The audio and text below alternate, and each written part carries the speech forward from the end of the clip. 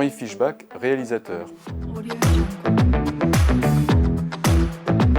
C'est un thème aujourd'hui sans doute fondamental parce que de fait il y a beaucoup de déplacements de population, on vit des choses complexes au niveau aussi de l'écologie, donc on sait que de toute façon il y aura un défi à aller à la rencontre des autres et à recevoir les autres. Qu'on le veuille ou non, on va être de plus en plus face à cette question au fond de l'hospitalité.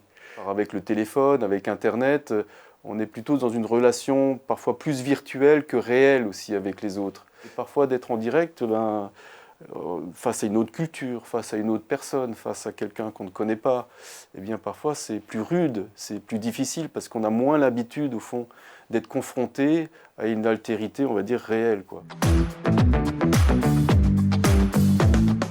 Donc j'avais 15 ans quand j'ai fait ma première réalisation en court-métrage et donc j'avais fait un petit film avec une caméra 8 mm dans une vieille maison d'un copain. Moi j'étais fan d'Alfred Hitchcock, donc c'était plutôt un film un petit peu effrayant avec un meurtre, voilà, mais on était des gamins et on avait envie de s'amuser aussi. Et donc j'attendais avec impatience le développement du film. Et donc quand il est arrivé par la poste, j'ai tout de suite monté mon petit projecteur. J'ai même pas pris le temps, tellement j'étais pressé pour voir ce que ça donnait. J'ai juste mis une petite feuille blanche devant le projecteur. Et puis c'était la magie, quoi. C'est-à-dire tout d'un coup, ce que j'avais filmé, ça a marché. Il y avait les raccords qui étaient là. Et là, j'ai ressenti une joie immense. Et c'est pour ça que j'en parle encore aujourd'hui avec presque émotion. Parce que je me suis dit, ça, c'est ça. Il faut que je fasse ce métier parce que ça me procure trop de joie. Je pense que c'est très très important de ressentir la sensation qu'on a quand on fait ce métier, ce travail. Est-ce qu'on se sent bien? Est-ce qu'on est bien? Parce que c'est du jeu, un jeu J-E-U. Il faut jouer. Mais le jeu, c'est sérieux. C'est-à-dire qu'on se sent tellement bien et donc on essaye de bien faire les choses parce que c'est un jeu sérieux. Donc à la fois on est bien et du coup comme on est bien, on veut bien faire les choses. C'est déjà dans leur intériorité sentir cette sensation de, je vais dire presque, vous voyez, de joie, quoi. C'est très important parce que ça veut dire qu'on est fait pour ça et qu'on est vraiment dans ce lieu-là où on veut s'exprimer, quoi. Et après, essayer de raconter des histoires avec un bon début, un bon milieu et une bonne fin. Ce qui est simple à dire, mais assez compliqué à faire, quoi. Si on pose une question dès le début du film, eh bien le spectateur attend la réponse. Et la réponse, c'est la fin. Souvent, les jeunes, au début, l'oublient, c'est le son.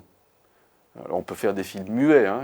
Alfred Hitchcock conseillait à tous les jeunes qui commencent le cinéma de dire « faites des films muets ». Pourquoi? Parce que c'est d'abord l'image. Et si on est capable de raconter une histoire en muet, ça veut dire qu'on a une bonne maîtrise de l'image. Et le cinéma a commencé en étant muet et on comprenait les histoires. Et donc Hitchcock conseillait ça, ce qui n'est pas une mauvaise chose de fait, parce que ça apprend l'image. Et au fond, tout le travail pour que techniquement ça soit propre, et au niveau sonore et au niveau image, c'est pour que le spectateur puisse entrer au fond dans ce que vous avez à dire, et bien vous entendre, bien vous écouter et suivre votre histoire, quoi. Depuis ma conversion, en fait, je ne fais que des films chrétiens. Je n'ai pas fait d'autres films où la foi n'est pas présente. Ça m'a appris, au bout d'un moment, d'être très très à l'écoute et sans jugement. C'est-à-dire que comme j'avais beaucoup de personnages, beaucoup de rencontres très différents, je fais aussi des films avec nos amis les protestants, parce que mon père, lui, était protestant. Et du coup, ça m'a permis aussi d'entrer dans cette écoute des autres avec une foi qui est la même, mais avec des particularités différentes.